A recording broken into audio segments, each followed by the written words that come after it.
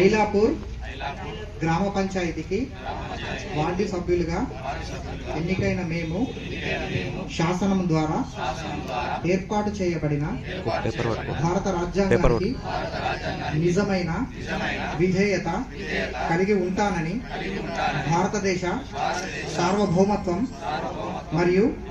ఏకత్వాన్ని కాపాడతానని తెలంగాణ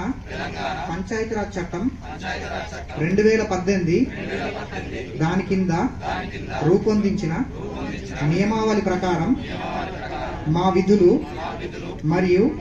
బాధ్యతలను భయము, పక్షపాతము లేకుండా నిష్ఠతో మరియు నిజాయితీతో నిర్వహిస్తామని ప్రమాణం ధృవీకరణ చేస్తున్నాం.